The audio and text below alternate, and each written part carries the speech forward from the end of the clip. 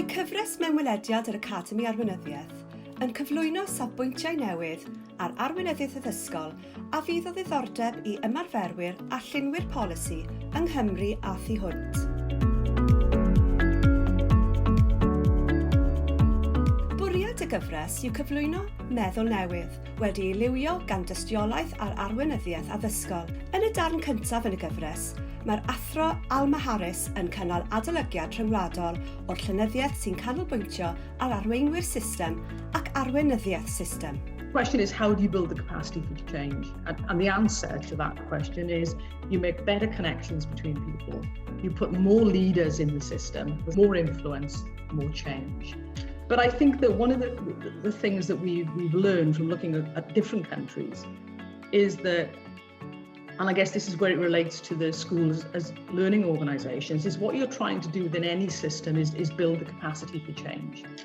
I guess one of my reservations about imposing a model is, it in a sense, then it becomes the model and it becomes a straitjacket. And I'd rather have more fluid, I suppose, approaches to this, where we're really clear about the Welsh model of system leadership and what that means and who these people are and what they do, but without tightening it so much that we get ourselves into a situation where there's no latitude to be innovative. Somewhere in the middle, I think, the National Academy can play a very helpful role in steering the system towards a sound definition that is usable and practical and relevant to Wales. System leadership, when it works well, is without question a contributor to better system and school performance, without question.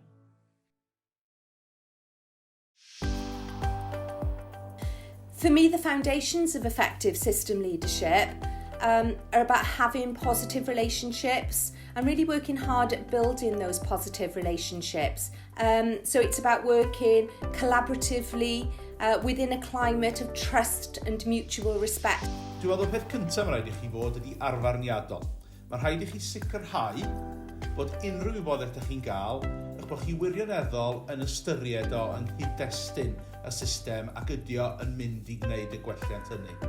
I mi mae arweinyddiaeth system yn golygu gweithio tu allan i'ch milltir sgwâr, gweithio tu allan falle i ffiniau eich ysgol a ceisio dylanwadu ar y system ehangach sy'n bodoli ar lefel sirol, rhanbarthol, a hefyd yn genedlaethol.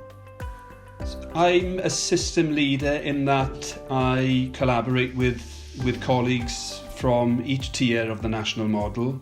I work with a lot of head teachers in my role, but also working with colleagues from Welsh Government and indeed across Wales, and that's something the Academy has certainly allowed me to do that I couldn't have done on my own, is broaden my network of contacts. I ni'n teimlo bod gwaith yr Academy yn agor drysau tu hwnt i gyfyngiadau waliau'r ystafell dosbarth neu waliau yn ysgolion ein hunain. Hyd yn oed y ffin sy'n datblygu o fewn y siroedd a rhanbarthau hefyd. Mae'r gwaith o ymwneud gyda hyfforddi cymdeithion newydd yr Academy hefyd wedi codi y disgwyliadau o'n safbwynt yn gwaith personol ni ac wedi cyfrannu'n fawr tuag at y natblygiad proffesiynol i dros y flwyddyn neu ddwy ddiwethaf.